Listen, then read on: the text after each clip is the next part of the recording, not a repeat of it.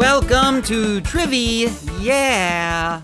I am your host, Dean Felix. This is the podcast where you can learn something new, feel good about the things you already know, and you can pop it, twist it, pull it. Just don't do any of those things if you're driving, okay?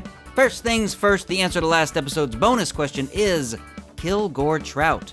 What was that question? Well, if you want to know, all you gotta do is go back and listen to the previous episode. The bonus questions are in the back, with all the cool kids playing Bop It, Twist It, Pull It. Got a very special episode headed your way, and I am so excited that you are here to be a part of it. If you have come back to listen to another episode, oh heck yes, heck to the yes, so happy that you're back for more. I will do my very best not to disappoint. And if this is your first time listening, hello! First off, I'm going to need to see that permission slip. You have one from a parent or a legal guardian? And everyone needs one, not just minors. Look, if a minor listened to this show, that it would be the first one ever, according to my analytics. No one under 23 has ever listened. And it's not because I'm not cool, I'm very cool. It's just that you need, some semblance of an attention span to enjoy this show. Not because I'm not cool, I'm obviously very cool. I said the whole bop it thing earlier. How is somebody uncool gonna know about that? Come on. Twist it. Pull it. All right, newbies, you can forget about the permission slips. We're just gonna say, forget it. Screw the rules this episode, all right? No, we don't need any rules. We're too cool for rules. And we are too blessed to be stressed. Actually, there is one rule, by the way. It's etched in stone. Nothing I can do about it. That rule is be best. And it's not just a rule. It's the law. I'm pretty sure. Here's what's coming your way. 10 multiple choice questions as we travel down that rabbit hole of trivia knowledge. What does that mean? Well, here on TRIVI-yeah, each question leads to the question that follows. None of these questions were pulled from any old trivia board games, nor were they written by AI. No, come on. I researched and wrote all of these myself with my very own 12 fingers. 1, 2, 3, 4. This seems like a good time to invite you all to like, subscribe, follow, rate 5 stars, leave a positive comment, share on socials, tell your friends. How much could it cost to rent one of those skywriting planes? Do all of those wonderful things that help this podcast continue to grow. Please, I'm not going to beg. I don't have enough breath left. Well, shoot. No, I ran out of time. Well, let me use my last few remaining seconds to say thank you guys so much for everything you've already done. Honestly, just being here is enough. But if you want to get that plane, I'm not going to stop you. All right, it is now time to play a little trivia.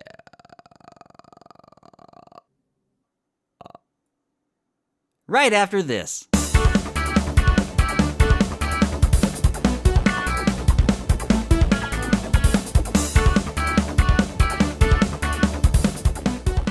Welcome back to TRIVI-yeah!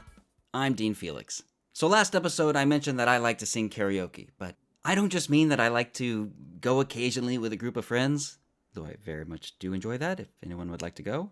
Oh no, I am a karaoke sicko. I've lived in a lot of different places, and every time I move, I will find a karaoke dive to haunt.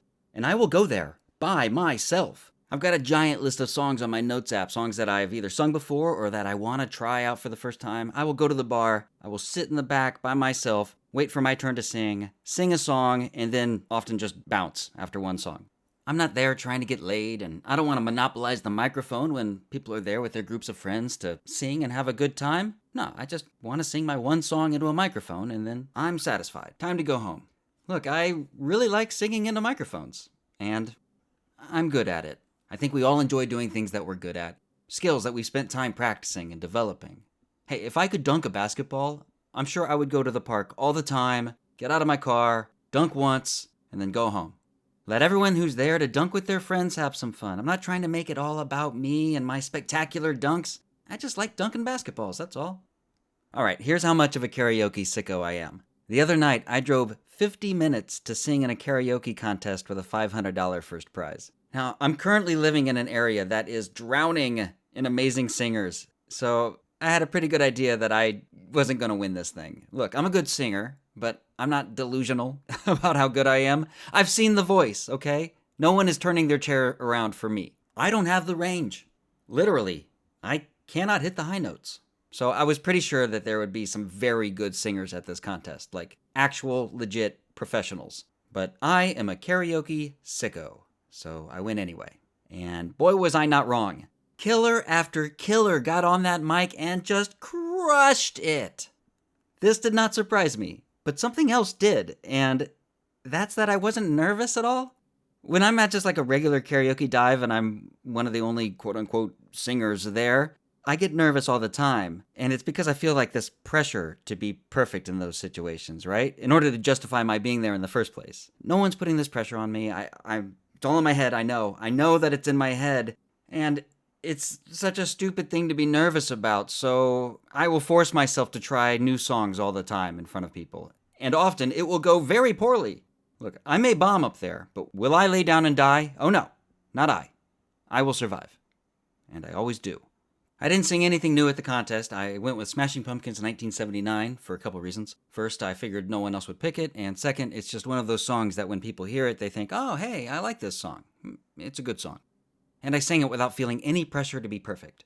While sitting on my bar stool in the back of the room chugging waters, I had already heard multiple performances that I could not dream of matching. My best was not going to be good enough to win, and knowing that felt so freeing. There was nothing on the line, so when they called my name, I didn't even think about it. I just got up there and sang. And you know what? It went really good. It's like the best I've ever done on that song ever, and after I was done, as I was headed back to my bar stool and my empty water glass, the actual contenders, the pros, these singers whose abilities blow my mind, when I walked past them, they smiled and gave me fist bumps. Guys, these were the best daps I've ever gotten in my life. I mean it, they made the long drive there and back totally worth it. I felt accepted as a peer. Damn, did it feel good. I knew there wasn't going to be enough time to sing another song, so, I could have just done what I usually did and bounced right there. But those fist bumps motivated me to stay to the end. And I'm glad I did. I got to see and hear a bunch more incredible singers do the thing they're good at. The skill that they spent a lot of time practicing and developing. And no, I did not win the $500. Of course not. I didn't crack the top 5. I doubt I was even in the top 10. But I'd already won my prize. And thinking back on the whole thing, I'm reminded of the saying, perfect is the enemy of good. And that is such a common struggle for me, this need to be perfect. But this one time when perfection would not have even mattered anyway, I learned how nice it can feel just being one of the good guys. It's time for question 1. Time for question 1. It's time for question 1. Time. Karaoke is a Japanese word that translates to empty orchestra. That's so cool, empty orchestra. I love that. And the Japanese love karaoke, just like me. All of East and Southeast Asia loves karaoke. A lot of people there take karaoke very seriously. Some of them a little too seriously. In the Philippines, there was a series of separate violent incidents surrounding a particular karaoke song. Between 2002 and 2012, at least 6 people were killed, stemming from disputes over this popular track. And out of caution, the song was unsurprisingly removed from the list of options at many of the local karaoke spots. Originally written in French, this song was translated into English by Paul Anka, and then popularized by Frank Sinatra in the late 60s. So what was it? What was the Frank Sinatra song that people in the Philippines were dying to sing? Was it A, That's Life? B, Fly Me to the Moon? C, My Way? Or D, I've Got You Under My Skin? No? Still no chairs turning around? Snoop Dogg? Reba? Boy band guy?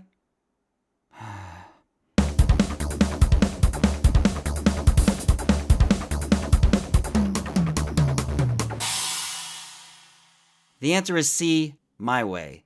They're known as the My Way killings, but they're far from the only incidents of karaoke-induced violence. Wikipedia has a whole list of karaoke rage moments that include shootings, stabbings, one involving a meat cleaver, and of course, Ezra Miller going berserk at a karaoke bar in Hawaii. And I'd even say that some karaoke performances qualify as violence themselves. Have you ever seen two or more drunk sorority girls get up to sing at the same time? Ladies, no need to shout, okay? Those are microphones you're holding. They amplify your voice for you. No need for excitement or hullabaloo. It's just question 2. Every Which Way But Loose is the confounding title of a 1978 action comedy starring Clint Eastwood. Every Which Way But Loose is a phrase that normally would have the word turned at the start of it, making it a little easier to understand. It means getting tossed around and beat up by life with no means of escaping. In the movie, Eastwood plays a trucker and a bare-knuckle brawler named Philo who goes looking for a lost love while pursued by police and a motorcycle gang. But he doesn't take this journey alone. He's accompanied by his trusty companion Clyde, who is not a person. Clyde is his pet. In the movie Every Which Way But Loose, what kind of animal is Philo's pet, Clyde? A. Iguana. B. Orangutan. C. Elephant. D. Hamster.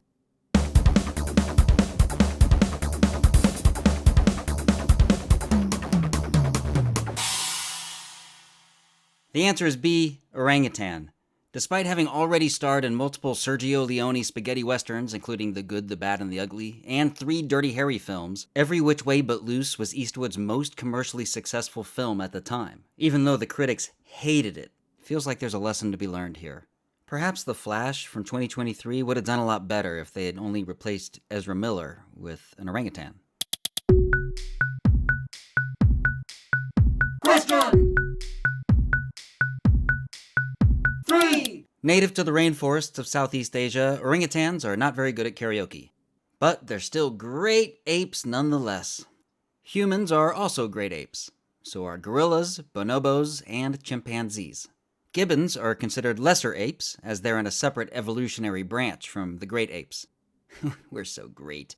Gibbons aren't as intelligent, and are much smaller than other apes. But don't you go calling them monkeys, okay? They're not monkeys. One of the main differences between gibbons and most monkeys is that gibbons, what? A. Are colorblind. B. Can swim. C. Are strictly vegetarian. D. Don't have tails.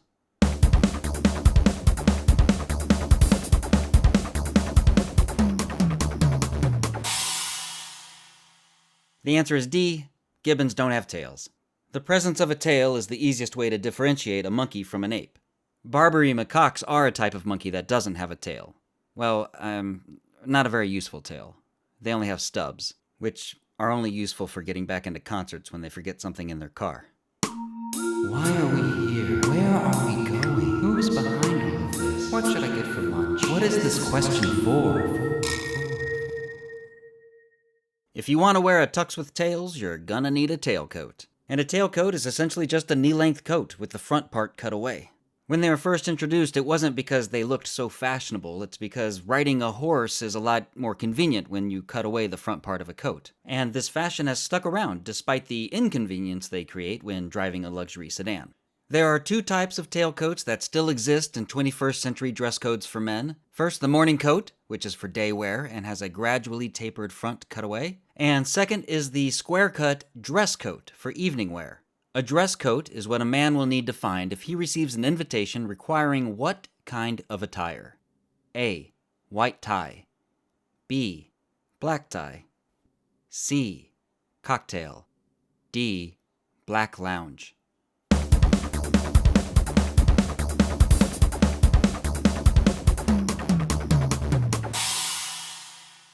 The answer is A. White tie.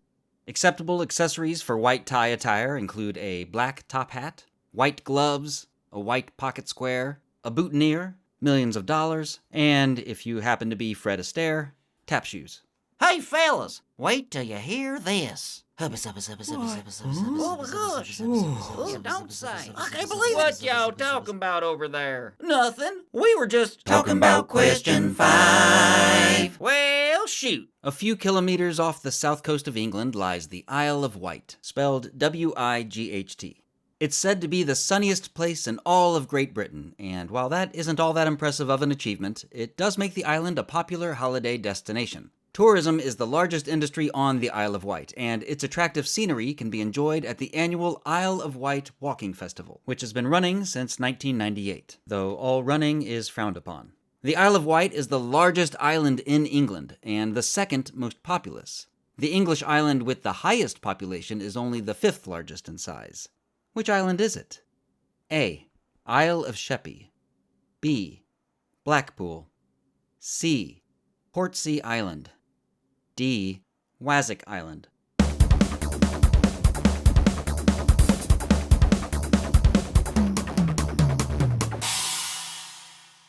The answer is C. Portsea Island. Not far to the northeast from the Isle of Wight is Portsea Island, containing the majority of the city of Portsmouth, which attributes to its high population. Isle of Sheppey is England's second largest and third most populous island. Blackpool is not an island, and Wazick Island I just made up. Wazick is one of the many colorful British terms for an idiot. You didn't pick D, did you?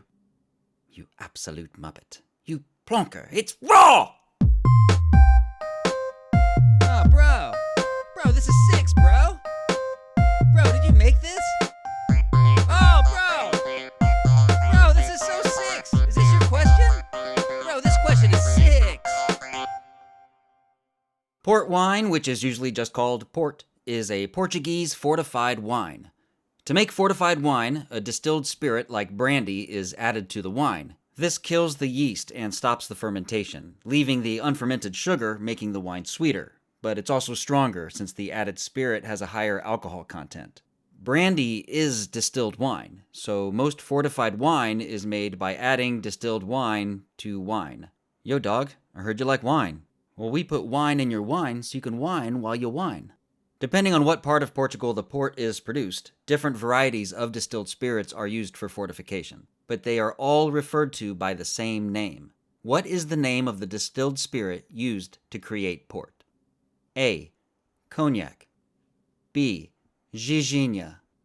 C. Aguardiente. D. Malamado.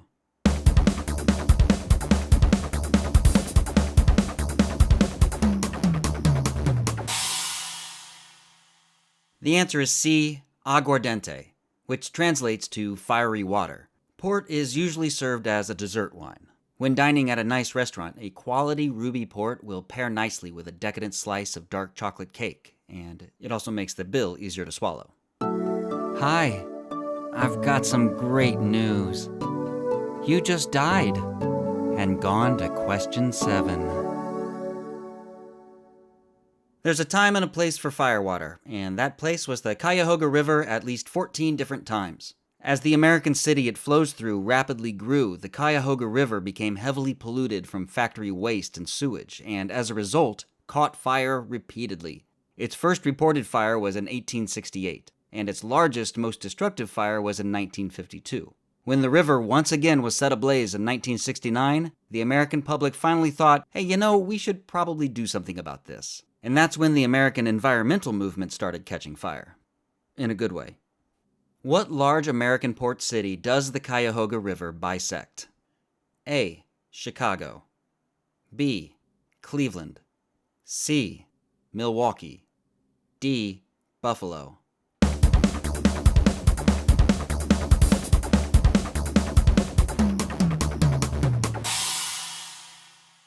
The answer is B. Cleveland. In 2019, the Cuyahoga was named River of the Year in honor of 50 years of environmental resurgence. So good job, Cleveland, on not letting your river catch fire. You did it. I'd say this calls for a little dessert wine. Yep, that is terrible. There we go. That's 20 points, plus used all my tiles. That's another 50 for 70 points. It's not a word. Yes, it is. It's not a word. It is a word. I'll look it up. Okay. I'm looking it up. I'm looking it up. All right. I'll show you. I'll show you. You'll see. Oh my gosh. Well, here it is. Look. To ask a lot of questions is to questionate. I told you. To cleave is to divide or split something into two. And if you're looking to see some cleavage, well, a sure way to do it is to use a cleaver. Or you could just ask nicely. I'm sure your local butcher would be happy to show you some beautiful cleavage, freshly cleft. Just don't stare. A good butcher will be an expert in most every cut of meat. And they've certainly mastered the primal cuts, which are the 8 major large sections of beef. One of these cuts is from the shoulder area, and if you want this cut of beef, but you do not want to sound like a wazzock, what should you ask for? A. Round. B. Brisket. C. Chuck. D. Hanger.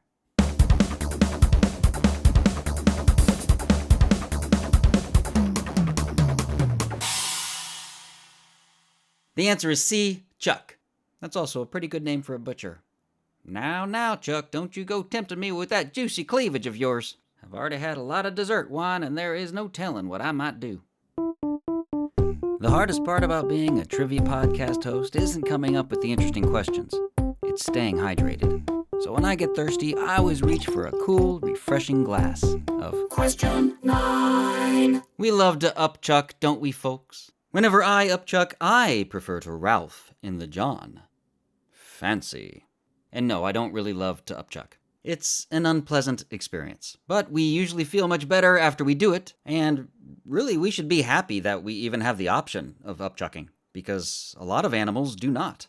Rats, mice, squirrels, beavers, rabbits, none of them can do it. Frogs can't either, but they can expel their entire stomachs, which I had the displeasure of watching a YouTube video of. That is an official Dean Felix do not recommend. Which of the following animals also is incapable of upchucking? A. Dolphins. B. Lions. C. Seagulls. D. Horses.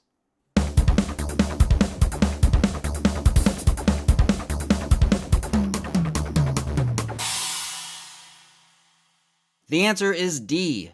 Horses. It's like they always say, you can lead a horse to the John, but you can't make him Ralph. You must retrieve the relic, for without it we are all doomed. It can be found in the Forbidden Temple in the ancient city of Shun-Ten. So, that would make this, Quest Shun-Ten then, huh? You know what? Forget the relic. Just leave. Horseradish is a root vegetable known for being very spicy. That's my best Bill hater. God, how does he do it? Prepared horseradish is a common ingredient in Bloody Marys and in cocktail sauce. It's often used as a condiment with roast beef or prime rib. And you've probably had horseradish with sushi. Horseradish is mixed with mustard and then dyed green to imitate wasabi. And if you're an American like me, it's likely you've never tasted real wasabi, which has a deeper, more complex flavor and is also not as spicy. And I am imitation Bill Hader. The real Bill Hader can afford real wasabi, which is very expensive. Real wasabi has become very scarce, and it is also super difficult to grow. Each wasabi plant takes 18 months to mature, and a lot can go wrong in that time. Wasabi is a very sensitive plant, and it has these very specific conditions that it needs in order to flourish, so you can imagine that climate change is kind of a problem. Wasabi paste is made from grinding up the subterranean plant stem, which grows horizontally underground, and it sends out roots and shoots from its nodes. Also known as creeping rootstocks. Is that spooky? Ooh, creeping rootstocks. What is the botanical name for this underground plant stem? Is it A, rhizome, B, sheath, C, stipe, or D, petiole?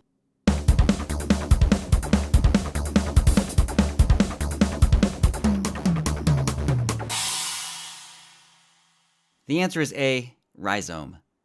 Another issue is that the farmers who know how to grow wasabi are aging out. It used to be that kids would just grow into the family business, but now if they don't want to be a wasabi farmer, they have options. And I get it.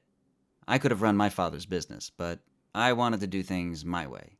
So I hopped in my truck with my trusty orangutan at my side and got turned around every which way. Set some metaphorical rivers on fire, grabbed life by the tail. Basically, I went ape. And it was great a lot of the time. Other times, less so, but, you know, that's life. Though lately I do sometimes catch myself wishing that I stayed a little more rooted. If I received a white tie invitation right now, I couldn't even go. I can't afford the suit. Not that I like port anyway. I assume they drink a lot of it at those parties. I'd probably just upchuck all over some sweet cleavage like a wazzock. It's tempting to wish things were better. But I think perfection is still within reach. I just need to be a little more loose with how I define it. Like right now, I'm trying to think of the perfect way to end this. But you know what? I think there's been some really good stuff in here. And I had a lot of fun making it. So I'm just gonna give myself a fist bump and be happy. Besides, you are here. You hit play. You stuck around to the end of the episode. That's what I wanted. That feels really good. I got what I wanted. That sounds pretty perfect to me. Bonus, bonus, bonus, bonus, bonus, bonus, bonus, bonus, bonus, bonus question time. Carpool Karaoke was a popular segment on The Late Late Show with James Corden, where Corden would drive a car with a famous musical guest in the passenger seat. Together they would sing along to the guest's songs because, like me, James Corden likes to sing. But that is where the similarities between us end. Oh wait, I was also banned from Balthazar in New York, but I don't really want to get into that.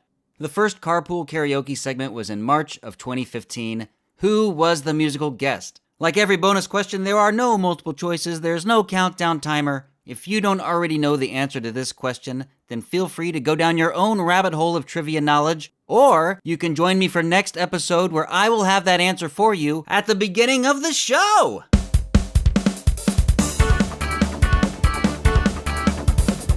And that is episode 11 in the books. If you want to email the show, well, okay, TRIVI-yeah podcast@gmail.com. Quick note about the next episode, it might be a little late. I'm not sure. I gotta go out of town. I like to get these episodes up bright and early every Tuesday morning. There's a chance I'll get it done in time, but maybe not. To give you a little insight, a little peek behind the curtain, it is currently Tuesday morning right now as I am recording this. Yeah, I give myself a lot of wiggle room. And I record the intros and outros last, so if you're wondering why I sound more like a lunatic during these, well, now you know. It's because I have always lost my mind by this point. But I am committed to trivia excellence, so the show will be back. If not on Tuesday, soon after. I will have it coming for you guys. Thank you so much for listening to the show. I really, truly appreciate it. If you haven't followed or subscribed or whatever the option is, now's a great time to do that. Everything that you've heard, including all the music and interludes, has been written and is produced by me. I am your host, Dean Felix. TRIVI-yeah is a Quality Yarn production. Be best.